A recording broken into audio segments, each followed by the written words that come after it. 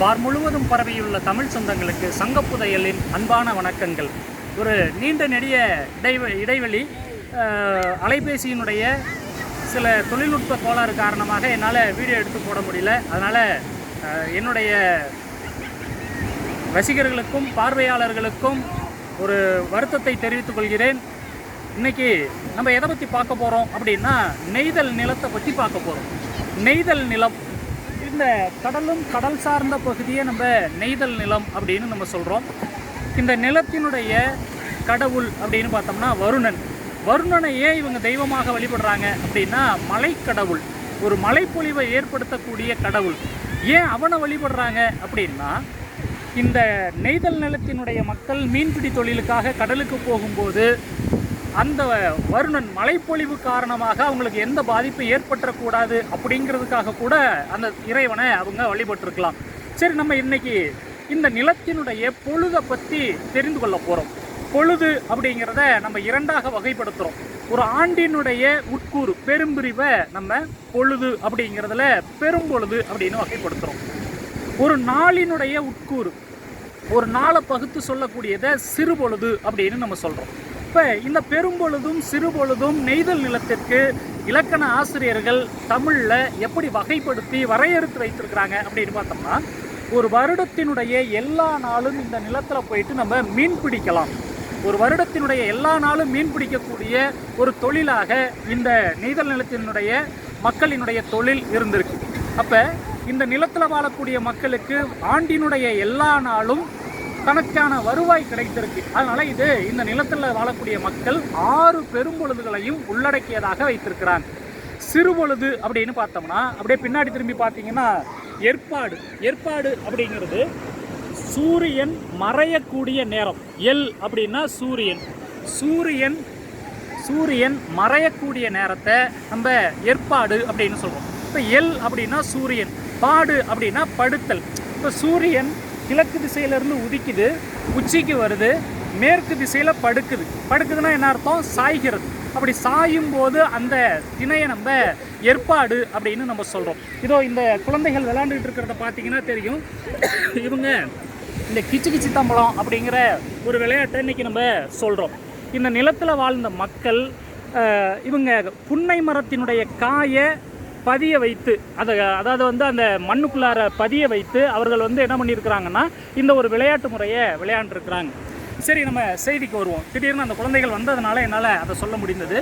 இப்போ இந்த நிலத்தில் வாழக்கூடிய மக்கள் சிறுபொழுதாக ஏற்பாடை ஏன் தேர்ந்தெடுத்தாங்க அப்படின்னா, எல் அப்படின்னா சூரியன்னு சொன்னோம்.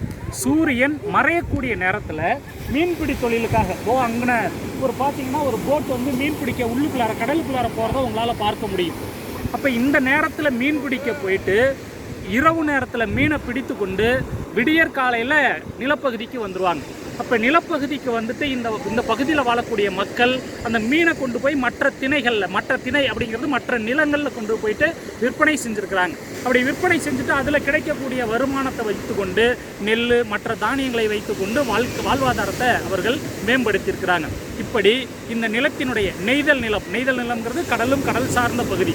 இந்த கடலும் கடல் சார்ந்த பகுதியில் இருக்கக்கூடிய நிலத்தில் பெரும்பொழுதும் சிறுபொழுதும் வரையறுத்து சொல்லப்பட்டிருக்கு. அப்படியே கொஞ்சம் தொலைவில் பார்த்தீங்க அப்படின்னா, அங்கே தூரத்தில் இருக்கக்கூடிய அந்த காட்டுப்பகுதியை பார்த்தீங்கன்னா தெரியும். அந்த இடத்துல இருக்கக்கூடிய மரங்கள் எல்லாமே அந்த புன்னை மரங்கள் அப்படின்னு சொல்லுவாங்க. புன்னை மரம் அப்படிங்கிறது இந்த நிலத்தில் இருக்கக்கூடிய மக்களினுடைய மரங்களாக சொல்லப்படுது. ஏன் புன்னை மரத்தை சொல்கிறாங்க அப்படின்னா, நீங்கள் சிதம்பரம் பக்கத்தில் போனீங்கன்னா பிச்சாவரம்னு ஒரு பகுதியை பார்த்துருந்துருக்கலாம். அந்த இடத்துல இருக்கக்கூடிய மரங்களை புன்னை மரம் அப்படின்னு சொல்கிறோம். அந்த புன்னை மரம் அலையாத்தி காடுகளாக பயன்படுறதை நம்மளால் பார்க்க முடியுது. அலையாத்தி காடுகள்னால் அலையை ஆற்றுதல்னால் என்னென்னா, அந்த அலை ரொம்ப ஃபோர்ஸாக வருது. இப்போ இங்கே பார்த்தீங்கன்னா தெரியும், அந்த அலை ரொம்ப ஃபோர்ஸாக வர்றதை நம்மளால் பார்க்க முடியும். இந்த அலைகளை அந்த குறுக்கெல்லாம் நடுவில் பார்த்தீங்கன்னா 2-3 மனிதர்கள் நின்று கொண்டு அதில் விளையாண்டுக்கிட்டு இருக்கிறத பார்க்கலாம். இப்போ அந்த அலை என்ன செய்யப்படும் அப்படின்னா, 2ஆக பிரிக்கப்படும். இப்போ மனிதர்கள் நிற்கும் போதே அந்த அலை 2ஆக பிரிக்கப்படும் பொழுது மரங்கள் குறுக்க அந்த வேர்கள் ஊன்றி இருந்ததுன்னா, அந்த அலையாத்தி காடுகளில் இருக்கக்கூடிய வேர்கள் மேலே அந்த அலைகள் பட்டு 4-3ஆக உடைந்து தூளாக அப்படியே உடைந்து போகிற மாதிரியான ஒரு அமைப்பு. அப்போ அலையினுடைய தாக்கம் இங்கே ரொம்ப குறைவாக இருக்கிறத நம்மளால் பார்க்க முடியும். இப்போ இந்த நிலத்தினுடைய மரம் அப்படின்னு பார்த்தோம்னா புன்னை மரம் அப்படின்னு நம்ம சொல்கிறோம். அடுத்தது தாளை அப்படின்னு சொல்லுவாங்க. இந்த தாளம்பூ, அந்த கற்றாழை நீங்கள் பார்த்தீங்கன்னா பெரிய கத்தாழை அப்படின்னு சொல்லுவாங்க. அந்த சாம்பல் நிறத்தில் நீங்கள் நற்றிணை பாடல் கூட இரவு புறத்தன்ன பின்னர்படு தடவு முத்தர் சுரவு கோட்டன்ன முள்ளிலை தாளை அப்படின்னு சொல்லிட்டு இந்த நெய்தல் நிலத்தை வர்ணித்து சொல்லும்போது சொல்லியிருப்பாங்க. இரவு புறத்தன்ன, அதாவது இறால் மீனினுடைய மேல்புறம் மாதிரியும் சுறா மீனினுடைய அந்த முள்ளு மாதிரியும் இருக்கக்கூடிய யானையினுடைய தந்த மாதிரி இருக்கக்கூடிய கூம்பு பகுதி, நுனிப்பகுதி அப்படின்னு சொல்லியிருப்பாங்க. இப்போ இந்த காட்சிகள் எல்லாம் எதற்கு ஒத்து போகும் அப்படின்னா இந்த தாழை மரத்துக்கு ஒத்து போகும். இந்த நிலத்தினுடைய மரம் அப்படின்னு பார்த்தோம்னா புன்னை, தாழை இதெல்லாமே இந்த நிலத்தினுடைய மரங்கள். மீண்டும் இந்த நிலத்தில் இருக்கக்கூடிய மற்ற கருப்பொருளையும் உரிப்பொருளையும் வைத்துக்கொண்டு நம்ம அடுத்த ஒரு வீடியோவில் நம்ம சந்திப்போம், அடுத்த ஒரு காணொளியில் நம்ம சந்திப்போம். மீண்டும் ஒரு அடுத்த பதிவோடு சந்திக்கிறேன். நன்றி, வணக்கம்.